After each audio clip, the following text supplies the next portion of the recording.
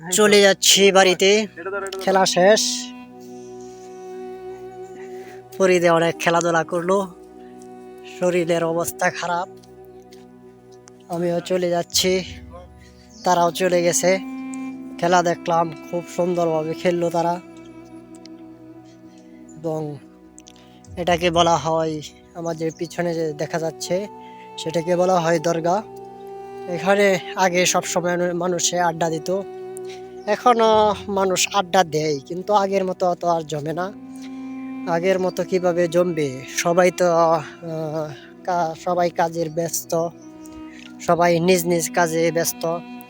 এবং এখন বাড়িতে মানুষ নাই বললেই চলে। এবং সবাই ঢাকা শহরে চলে গেছে, কেউ প্রবাস জীবনে চলে গেছে, তাদের কর্মজীবন নিয়ে ব্যস্ত এবং তাদের পরিবার নিয়ে ব্যস্ত। এবং ব্যস্ততার মাঝেই তারা জীবন কাটাচ্ছে। এবং তাদের যে পরিবার, সেটাকে ধরে রাখার জন্য তাদের কিছু না কিছু করতে হয়। সেই জন্য এক একজন এক এক কাজে ব্যস্ত, আগের মতো আড্ডা হয় না এই জায়গাটাতে। এবং এই পুরা যে আমাদের নদীর পাড়টা, সব জায়গাতেই ধরতে গেলে আড্ডা হইতো আগে। এখন আড্ডাটা কমে গেছে, কারণ মানুষ তো নাই এবং যার যে কর্ম নিয়ে ব্যস্ত। এবং দেশের অবস্থাটাও খুব খারাপ, অনেক মানুষ ক্ষতিগ্রস্ত হয়ে গেছে এবং চারিদিক দিয়ে বন্যা হয়েছে। এই বন্যাটা যে ক্ষতি হয়েছে সেগুলা পূরণ করতে অনেক সময় লাগবে। এবং যে তাদের যে সহযোগিতা করছিল, আমাদের এদিক থেকেও সহযোগিতা করছে। এবং আমাদের যে জেলা, পার্শ্ববর্তী জেলা থেকে, পুরা বাংলাদেশ থেকে এবং সারা বিশ্ব থেকে সেই বন্যায় সহযোগিতা করছে মানুষ।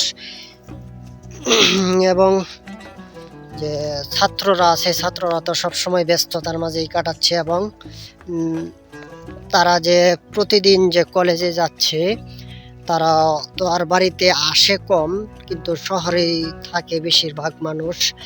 এই জন্য আর কি আড্ডাটা হয় না আগের মতো।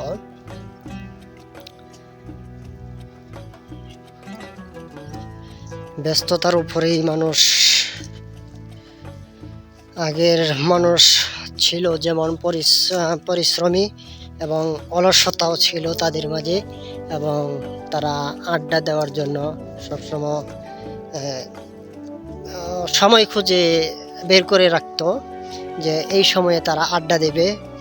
কোনো কাজ করতে গেলে হয়তো যেই কাজটা 5 ঘন্টা লাগতো, সেই কাজটা 4 ঘন্টাতে করে ফেলতো, 1 ঘন্টা সময় পাইতো। এই বাড়তি 1 ঘন্টা সময় তারা আড্ডা দিত। এখন তো আর মানুষ এটা নাই, মানুষ এখন ব্যস্ততার মাঝেই সময় কাটাচ্ছে, নিজের কাজ নিয়ে ব্যস্ত এবং ঘোরাঘুরি নিয়ে ব্যস্ত। ব্যস্ততার মাঝেই সব কিছু।